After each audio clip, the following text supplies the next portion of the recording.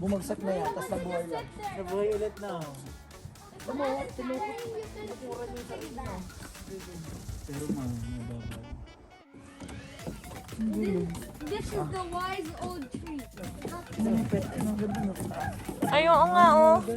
Oo nga, parang ano, tingnan nyo. Ayun, no? Parang pinilipit na puno.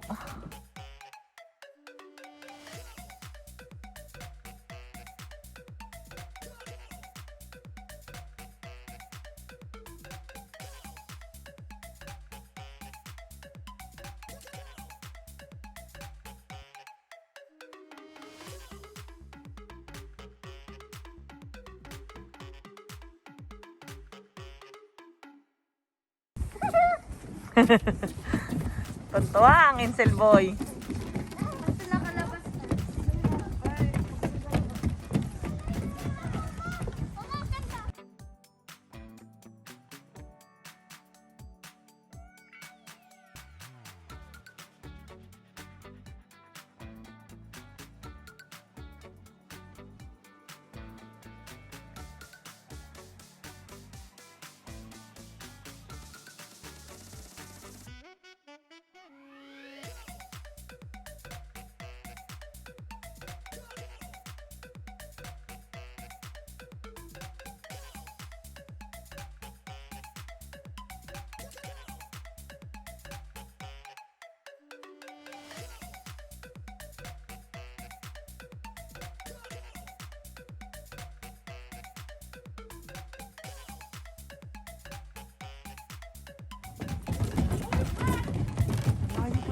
Babalik tayo ulit ng gano'n. Hindi nga.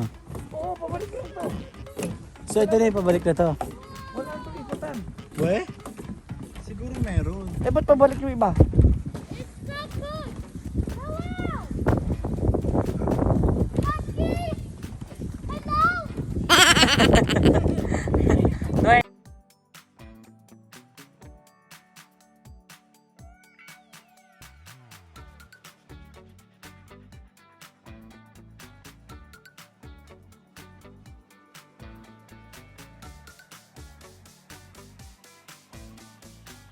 Ito na yata yung dulo kasi nakikita namin sila. Pagdating nila dito, bumabalik na rin sila. So, we'll see. And yes, ito nga. Ito na yung dulo. Ito na yung dulo ng trail. Ayan.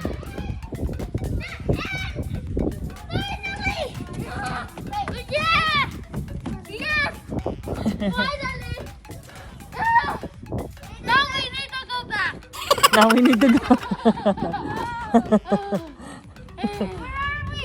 What? We need to go back. So there's no exit niya. Wala. We have to go back. All the way. People went back. All the way there, yeah. Uy, no. Oh, ito sabi oh. By experiencing the Brokenhead Wetland Interpretive Trail, we hope you have a better understanding of these 4 teachings of the Ojibwe people: respect, purpose, balance, interconnection. With education, improved stewardship, and careful land management, we can ensure protection of this wetland for future generations. Ayan. So, naabot namin yung dulo. Ayan. At kailangan namin bumalik all the way there, doon sa kung saan kami nanggaling. Kasi, ayun nga, yun yung end. Tapos, balik ka para makalabas ka, papunta doon sa parking lot. Oh, siya, umaasa siyang merong exit dito. Wala, pabalik lang. So, sulit siya. Worth it siya, guys. Ganda. Tapos lumalamig na. Tapos lumalamig siya, di ba? Nakikita nyo ang hangin, di ba?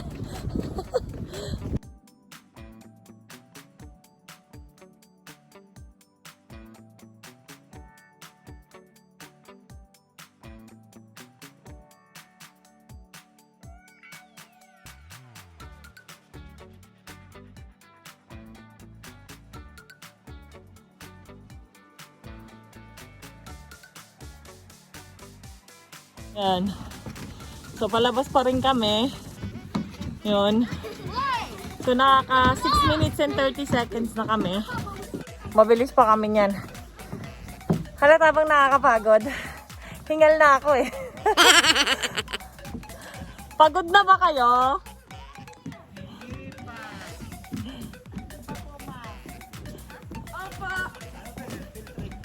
Field trip.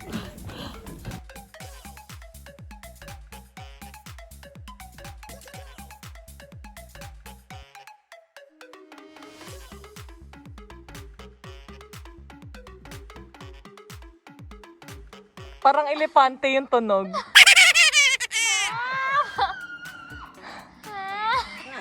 Malalaglag ba?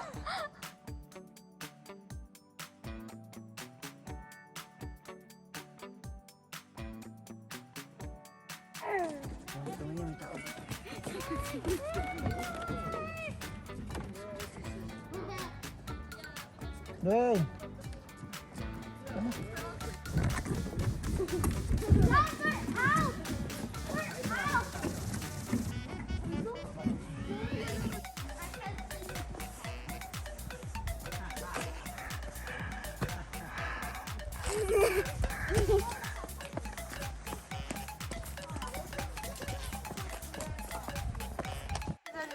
Anong masasabi niya? Malapit na tayong makalabas. Pagod. Pagod. Okay ba? Worth it ba? Yes. We've been walking on the river. Sa mga mahilig mag-hike dyan, pero ayaw ng masyadong challenges, ito, i-recommend namin sa inyo, Brokenhead Wetland Interpretive Trail. 1 hour and 10 minutes drive from Winnipeg. Worth it talaga siya, guys. Walang up and downs, walang ganun-ganun. So, kung gusto niyo yung naglalakad-lakad outside the city na walang mga obstacles, ito, dito, punta kayo dito.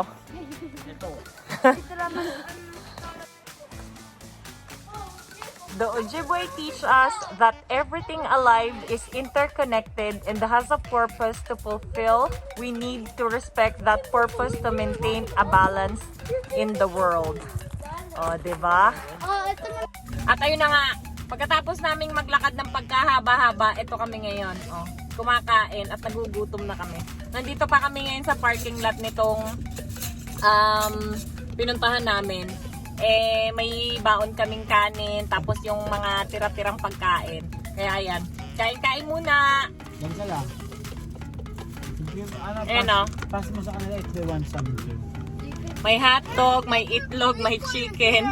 Tapos may kahanin. Ay, di pa kita may kanin. Ayan, kahanin. Tapos yun, may pansit doon. Kain kayo. Nagutom kami. Nangaon na ta.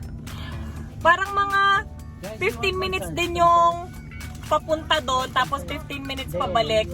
So, 30 minutes. Nakapaglakad naman kami ng mga 30 minutes. Nakapag-burn kami ng kahit papanong calories din.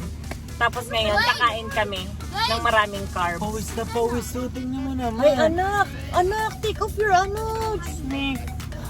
Hala ka! Tingnan mo po, ganyan po ang pawis na natanggal sa amin. Charot. Teka lang, bakit ka pinagpawisan ng ganyan? Naka-hoodie ka ba? Ayaw the whole time. Tsaka takbo siya ng takbo, di ba? Basang-basa ka, boy. Nakapag-sanitize lahat, di ba? Yeah. Ayun pa, shot, ganyan. Denzel, you want a pancit? Nagutom, di ba? Bigyan natin sila pancit. Kuha kayo kanin mo. Ganyan lang kami dito. Pagka may ibabaon, Ako chicken rin. magbaon, di ba? Ano? Ayan na. Ako chicken. Kuha kayo pancit. Doon no? Basta gutom, talo-talo na yan. Lagyan mo dyan. Nagdala po ka na doon, lalagyan ko na lang. Chicken po. Para hindi mo nabulog. Lagyan mo pa sa ito. Chicken po, please. Baka matapon. Ayan. Chicken po. Wait lang po, kuya. O, lagyan ko itong kanin. Gusto I mo? know. Ha? Sige. Oh. Sige, ano mo. Sige, dagdagan mo pa kasi kayo ano Talagyan ko ng kanin. Dental na lang. Dagdagan mo pa yan. Alala mo sa ano yan? That's like 6 hours. 6 hours is long. Ano? Tingnan nyo. Oh, di ba? Kanin, ulam, pansit. Oh. Carbs to Ba? carbs. Mga Pinoy, ganyan talaga. Oh. Talo-talo na yan. Bigyan nyo yung ano. Uy, sa kanila yan. Oo nga po. Bigyan nyo ano. Ginawan tayo mahawa ka to. Yung chicken. Oo nga, sa kanila nga. Yung chicken nga daw. Oh. Oh, ito chicken na ko. Pinapalagay ko. Dagdagan mo ng isa. Kahit kay Denzel na to. Oh, ito. Yeah. Hindi, sa kanila na to. Ano dun? Okay. Gagawin niya. Chicken! Ayun nga. Hati-hati lang Hati ang nga. gam. Oh, share ka. Pag subo ka na, sabi mo, pass mo dito lang tayo. Ram. Kain. Oo.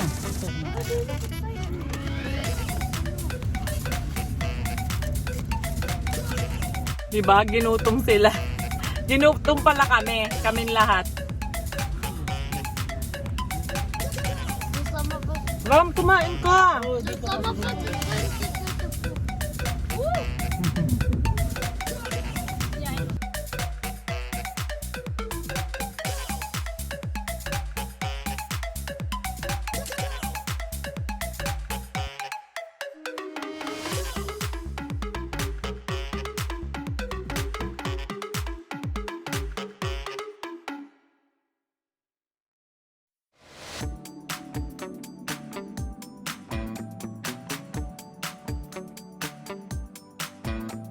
Mabaho yan. Yun. So, tapos na kaming kumain. Uuwi na kami ngayon.